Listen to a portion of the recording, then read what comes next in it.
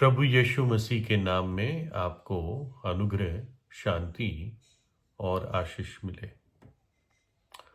हम हमारे जीवन के हर दिन में लगभग नमक का इस्तेमाल करते हैं। अगर आप नमक डालते भी ना हो, लेकिन मार्केट में जो और सामान, पैक्ड सामान मिलता है, उसमें कहीं ना कहीं नमक आता है। तो नमक से कोई भाग नहीं सकता। नमक हमारे जीवन का एक इम्पॉर्टेंट हिस्सा है। आपको सिर्फ मीठा ही खिलाया जाए तो कैसा लगेगा, है ना? कई बार इच्छा होती है कि कुछ नमकीन खाए। जो पुराने समय में यूनान में, ग्रीस में, तो नमक की इतनी कीमत होती थी कि गुलाम खरीदे जाते थे नमक के बदले में। यानी मानो एक गुलाम की कीमत किसी पैसे की होती थी। उन दिनों गुलाम की कीमत जैसे मिडिल ईस्ट में 30 चांदी के सिक्के होते थे। तो चांदी के सिक्के ना देके उसके बजाय नमक दिया जाता था। इतनी नमक की कीमत थी। इसलिए कभी कभी उन इलाकों में ये मुहावरा बन गया था, अरे ये तो अपने नमक के बराबर योग्य नहीं है। यानी जितना इसके लिए नमक दिया गया था, उससे तो ये बहुत कम ही निकला, तुच्छ निकला।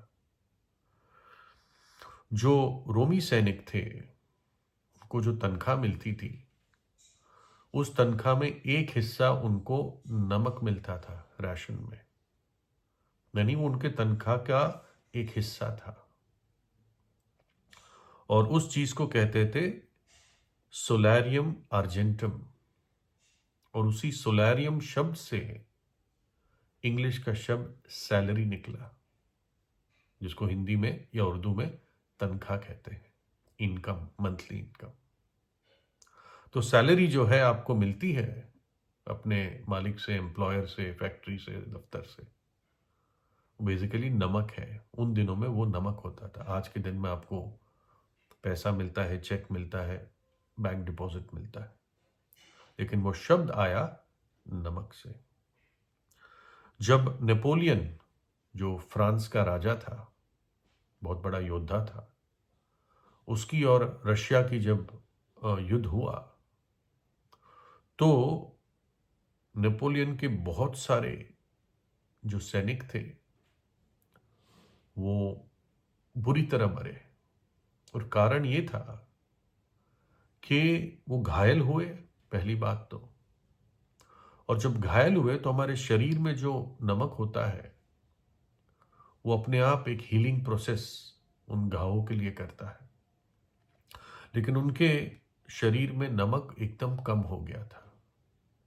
एक नॉर्मल आदमी के शरीर में 113 ग्राम लगभग नमक होता है, 113 ग्राम।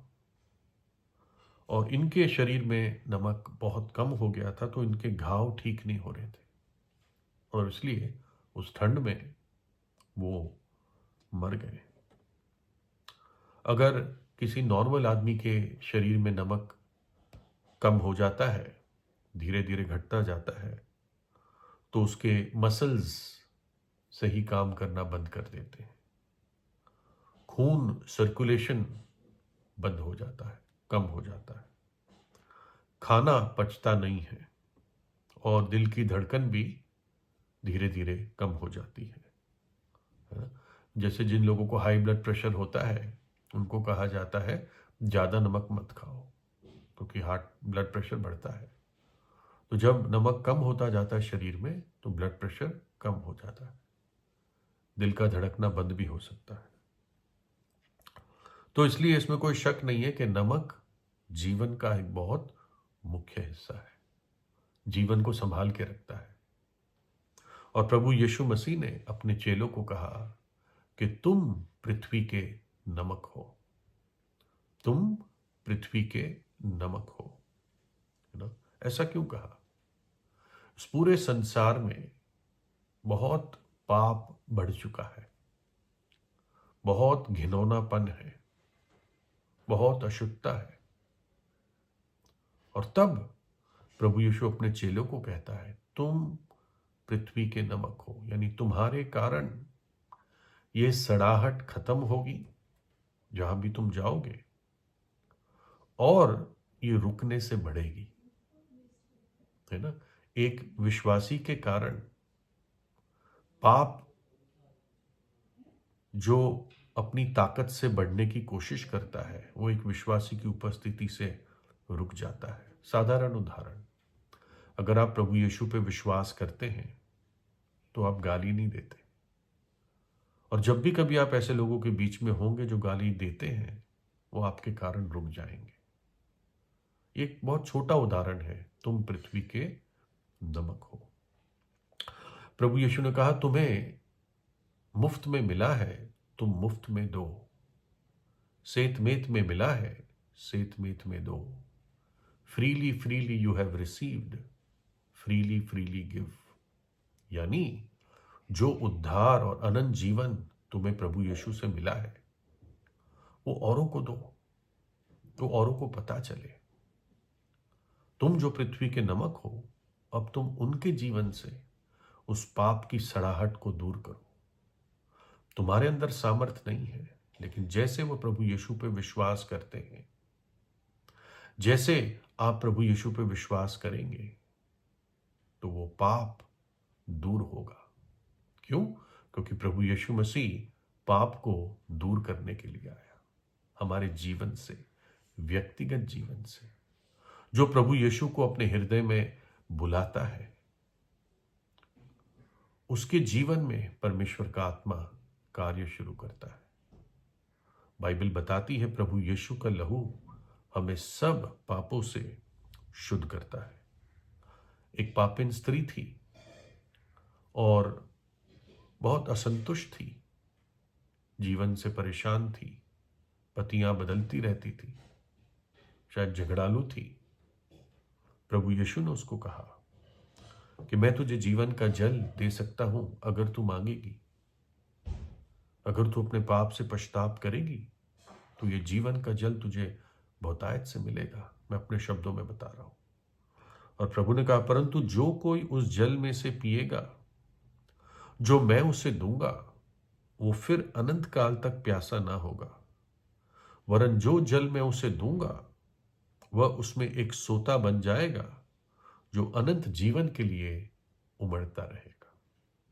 तो प्रभु उसको कह रहा था कि ना केवल तू तृप्त होगी उस जीवन के जल से, लेकिन तेरे जीवन से अनंत काल के लिए सोता उमड़ता रहेगा, जिससे और भी आशीष पाएंगे। फिर प्रभु ने कहा, तुम जगत की ज्योति हो। प्रभु यीशु स्वयं जगत की ज्योति है, लेकिन आज वो इस जगत में नहीं है। लेकिन जैसे उसने अपने चेलों को कहा, तुम पृथ्वी के नमक हो, प्रभु ने यह भी कहा, तुम जगत की ज्योति हो। जब प्रभु यीशु इस संसार में आया, तो ये भविष्यवाणी जो उसके बारे में लिखी गई थी 700 वर्ष पहले, यशाया 9:2 में, वो पूरी हुई। जो लोग अंधकार में चलते थे, उन्होंने बड़ी रोशनी देखी, और जो मृत्यु के साये की भूमि में बैठे हुए थे, पड़े हुए थे, उन पर बड़ी रोशनी चमकी है। प्रभु यीशु इस जगत में रोशनी लाया। जो पापी उसको अपने जीवन में आने देता है, उसके जीवन में रोशनी आती है, और उस रोशनी के कारण वो पापी अपने हालत को देख पाता है या देख पाती है कि मेरा हृदय कितना अंधकार से, बुराई से, घिनौने काम से भरा हुआ है। और उसी रोशनी में वो पापी परमेश्वर के प्रेम और पवित्रता को देख पाता है या देख पाती है कि कैसे परमेश्वर के पुत्र ने, प्रभु यीशु ने, मेरे खातिर अपना प्राण क्रूस पर दिया, मेरे पाप को, पाप की सजा को, मेरे श्राप को अपने ऊपर उठा लिया, और दुख उठा उठा के मेरे कर्जे को भर दिया, और अपना प्राण दे दिया, बलिदान हो गया। और इतना ही नहीं, तीसरे दिन मृतक में से जी उठा। वो युगानुयुग जीवित है, और जो कोई उस पर विश्वास करेगा वो नाश न होगा, परंतु अनंत जीवन पाएगा। पापों की मजदूरी, पापों की जो तनख्वाह है वो मृत्यु है। जो पाप में मरता है वो मरने के बाद नरक की आग में जाता है, जो अनंत काल की है, जो बुझने की नहीं, वहां का कीड़ा मरने का नहीं। परंतु परमेश्वर का वरदान हमारे प्रभु यीशु मसीह में अनंत जीवन है।